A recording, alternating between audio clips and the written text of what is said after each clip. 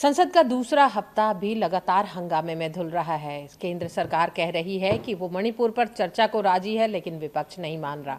विपक्ष का क्या कहना है, आइए जानते हैं शिवसेना के सांसद अरविंद सावंत जी से। अरविंद जी, आप लोगों का क्या कहना? आप लोगों ने मणिपुर की मांग की, मणिपुर के लिए चर्चा को तैयार है। अब क्या मांग है? लगता नहीं कि सारे विधेयक पास कराए जा रहे हैं। और आपको ये समझ में क्यों नहीं आता है? मुझे ये समझ में नहीं आ रहा है कि हमने पहले स्थगन प्रस्ताव दिया था। अगर चर्चा करने के लिए तैयार थे तो पहले क्यों नहीं किया? ये पहला सवाल है। फिर स्थगन प्रस्ताव को छोड़कर जब नहीं कर रहे तो हमने लोकसभा में अविश्वास प्रस्ताव लाया। राज्यसभा में 267 या 67 के तहत वो चर्चा मांग रहे हैं। ये कुछ अलग, मतलब अल्पकालीन चर्चा, मतलब 2 घंटे में। मणिपुर का विषय इतना छोटा लगता आपको कि 2 घंटे में चर्चा करके खत्म करे? बाहर लोगों को समझ में नहीं आता। चर्चा करने के लिए तैयार है। अरे क्या तैयार है? क्या तैयार है? 2 घंटे में खत्म करना है क्या? विपक्ष 267 से नीचे नहीं। इसलिए वो बात रही। फिर जब अविश्वास का प्रस्ताव आने के बाद में, हाँ समय है, 10 दिन का, और अलग बात है, लेकिन आप उसका गलत इस्तेमाल कर रहे हो, जबकि अविश्वास प्रस्ताव की चर्चा पहले होनी चाहिए। अब जिस सरकार पे अविश्वास प्रकट कर रहा है, किया है, वो सरकार बिल पास कर रही है। ये कौन सा तरीका? आज तक इस देश में करीबन 27 बार अविश्वास प्रस्ताव आए। अब 27 बार कभी भी ऐसा नहीं हुआ कि अविश्वास प्रस्ताव आए और बिल पास कर दिए। एक आध अपवाद हो सकता, लेकिन कभी नहीं हुआ। याद करो, आदरणीय अटल बिहारी वाजपेयी जी के खिलाफ भी अविश्वास प्रस्ताव आया, तब बिल पास हुए थे क्या? याद करो। नहीं। फिर आज तो 2 बिल पास करा दिए। इसका मतलब ये खुद गैर कानूनन काम करते हैं और बताते हम चर्चा, हम तैयार है। अरे तुम, सारा काम गैर कानूनन चल रहा है। 3 दिन अविश्वास प्रस्ताव पर चर्चा होगी। 8, 9 और 10 को प्रधानमंत्री जवाब देंगे, लेकिन आज भी 2 बिल पास कराए गए और दिल्ली से संबंधित जो ट्रांसफर पोस्टिंग के बिल थे, दिल्ली के क्षेत्राधिकार को लेकर, वो भी टेबल किया गया। तो लगता नहीं कि एक के बाद एक सरकार बिल भी पारित कराई जा रही है और उसमें विपक्ष भाग नहीं ले रहा है। तो क्या ये अलोकतांत्रिक तरीके से नहीं बढ़ावा दिया जा रहा है?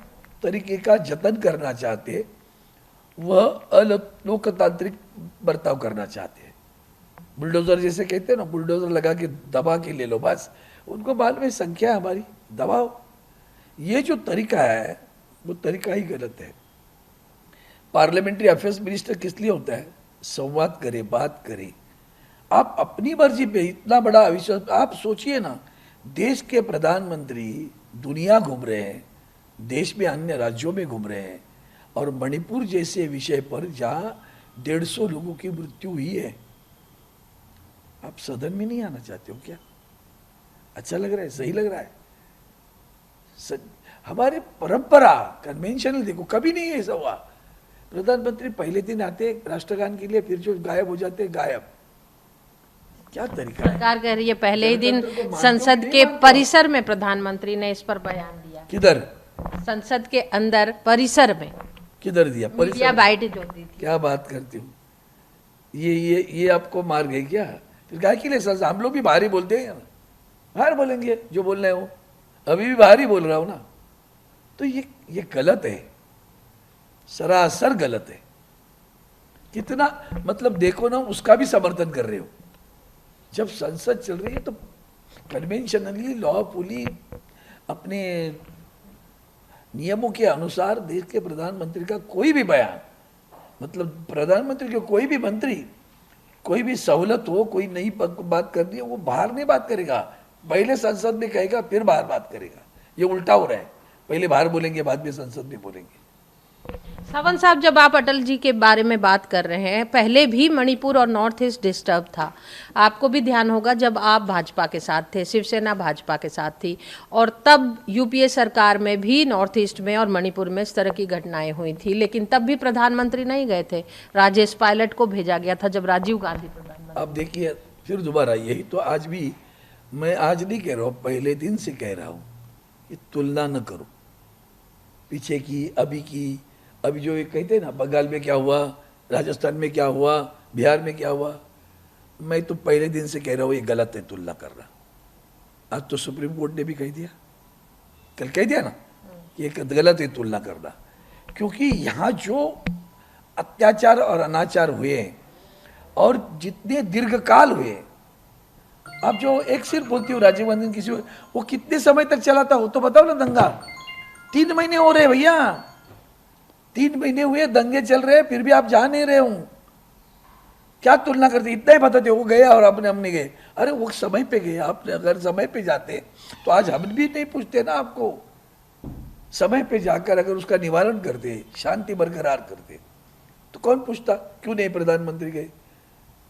सरकार कह रही है कि 22 दिन तक गृह राज्य मंत्री वहां पर कैंप। माननीय सर्वोच्च न्यायालय ने कहा कि आप कुछ कार्रवाई करते हो कि नहीं तो सर्वोच्च न्यायालय कार्रवाई करे, तब जाकर प्रधानमंत्री जी का मुंह खुल गया। भूल गए आप क्या? यही तो उनकी खासियत है, बुलाना चाहते हैं गलतियां। 70 दिन चुप बैठे हो, बोले भी नहीं ना, जाने की बात तो दूर, बोले भी नहीं, ना बोले, ना अपील किया, ना विनती की, ना किसी मुख्यमंत्री को बुलाया, ना इस्तीफा मांगा, ना राष्ट्रपति का शासन लगाने की बात की, कुछ नहीं, चुप। ये क्या तरीका है? ये जनतंत्र का तरीका है क्या? लोग मर रहे हैं।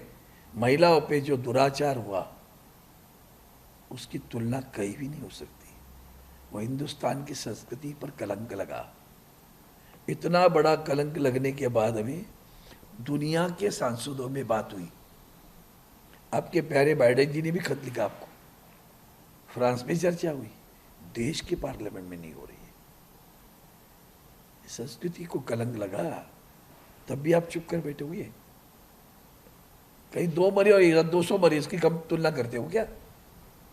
यानी कि 267 पर अगर सरकार नहीं मानती है तो संसद नहीं चलने देगी। 267 राज्यसभा में आता है, हमारे यहाँ एडजर्नमेंट मोशन आता है। अभी हमने वो दे दिया है, अभी अविश्वास प्रस्ताव की बात होगी। एडजर्नमेंट मोशन रोज दिए जा रहे हैं मगर एडमिट नहीं करते ना भाई। पहले तो ऐसे होता था, एडजर्नमेंट मोशन अगर आपने दिया तो आपको पूछा जाता था पार्लियामेंट में कि क्या कहना है आपको, तो 1-2 मिनट बात करते थे और कहते थे इस नियम के अंतर्गत नहीं करो, हम इस नियम के अंदर चर्चा लेते हैं। परसों चर्चा ऐसे एक बार भी हुआ सिर्फ चर्चा करने के लिए तैयार है, अल्पकालीन, मतलब 2 घंटे की।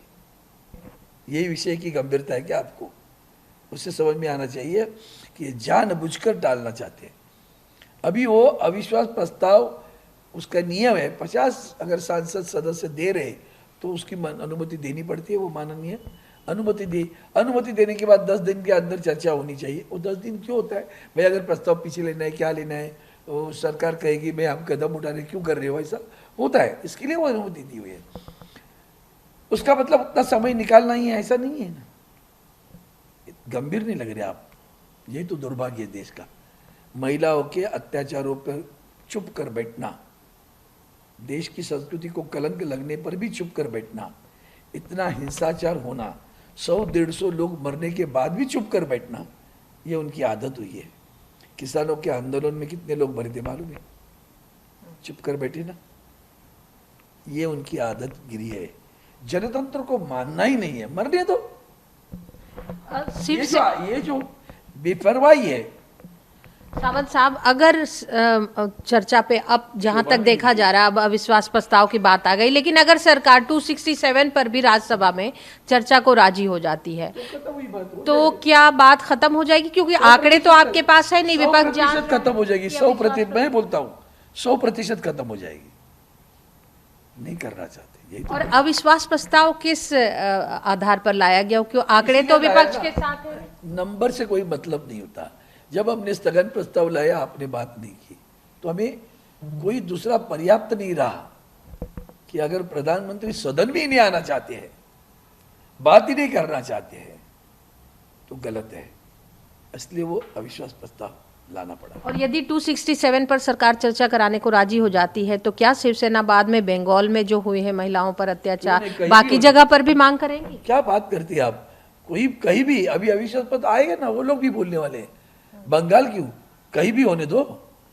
महिलाओं पर अत्याचार जिस ढंग से हो रहा है वो कहीं भी होने दो, उसका समर्थन नहीं कर सकते। ये मानते हैं कि बंगाल में, छत्तीसगढ़ में और राजस्थान में भी हो रहा है? देखो वही तो फिर दोबारा आप महिला होकर भी ऐसी तुलना करना चाहती हो, ये आपके लिए भी अच्छा नहीं, इतना ही नहीं, बता तुलना नहीं कर रही हूँ कर मैं, रही बाकी हो। राज्यों पर भी सवाल उठा रही हूँ। करने तो उनके तो वो तो राजनीति खेलते रहते ना, उनकी तो आदत ही है राजनीति खेलना। मैंने अभी आपको किसानों का उदाहरण दिया था, मोनेटाइजेशन में कितने लोग मरे मालूम है लाइन में, तब अश्रु आए, एक अश्रु निकला क्या? किसानों पे मरने पर अश्रु निकला क्या? नहीं ना। 280 लोग रेल के एक्सीडेंट में मरे, इस्तीफा नहीं आया। लाल बहादुर शास्त्री जी थे, याद करो, उसके पहले जितने रेल मंत्री हुए उनकी याद करो, 2-4 लोग भी मरे तो इस्तीफा देते थे। एक इससे हटकर सवाल है, आज एक ही प्लेटफॉर्म पर, एक ही मंच पर प्रधानमंत्री को लोकमान्य तिलक अवार्ड दिया गया और उसी वहीं पर मौजूद थे शरद पवार भी। क्या कहते हैं कि राजनीति से अलग हटकर संसद में दुश्मनी और बाहर एक ही मंच पर? नहीं, उसमें अभी इतने बुजुर्ग नेता है, उसके ऊपर टिक्का टिप्पणी करना मुझे अच्छा नहीं लग रहा। लेकिन मैं आज दोबारा कहता हूँ कि उनका वहाँ जाना हमारे लिए तो अच्छा नहीं लगा, सही में अच्छा नहीं लगा। लेकिन उनकी मजबूरी थी कि उन्होंने वो कार्यक्रम किया था। वो जो माननीय प्रधानमंत्री जी को वहाँ बुलाने के लिए जो उस संस्था में भी पदाधिकारी है, वही खुद गए थे, वही उन्होंने ही निमंत्रण दिया। अब मैं निमंत्रण करने के बाद मैं खुद ही नहीं रहूँ। उन्होंने रिक्वेस्ट किया था, प्रधानमंत्री ने पहले जवाब पीएमओ ने नहीं दिया था, लेकिन उन्होंने रिक्वेस्ट किया था। हाँ ना, तो हाँ, तभी ये मसला नहीं हुआ था ना, 3 महीने के पहले की बात है। प्रधानमंत्री ऐसे ही कि हफ्ते भर में मैंने न्योता दो, दूसरे दिन आ जाएंगे, उनको तो व्यस्त रहते हैं। तो इतनी व्यस्तता में 3 महीने की पहले की बात है, सारा हादसा उसके बाद में हुआ है। फिर भी मैं समर्थन नहीं करता, क्योंकि स्वराज्य ये मेरा जन्म सिद्ध हक है, ये कहने वाले तिलक जी का पुरस्कार देते समय जिस हमारे आदरणीय प्रधानमंत्री को दे रहे, वो स्वराज्य को मानते नहीं है।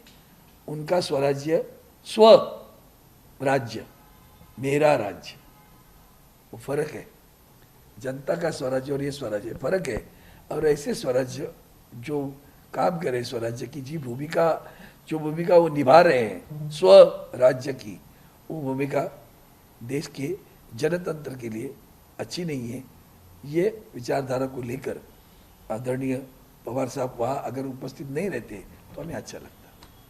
धन्यवाद ईटीवी भारत से बात करने के लिए। तो कभी सहपाठी रहे, सहभागी रहे, शिवसेना भी आज ये आरोप लगा रही है कि कहीं ना कहीं भाजपा की नीतियां सही नहीं जा रही और निरंकुशता की तरफ बढ़ती जा रही है। और यही नहीं, शिवसेना ने प्रधानमंत्री पर भी आरोप लगाए हैं कि जो स्वराज्य की बातें की जा रही हैं उस अवार्ड से नवाजा जाना सही नहीं है। ईटीवी भारत के लिए कैमरामैन संजय के साथ अनामिका रत्ना।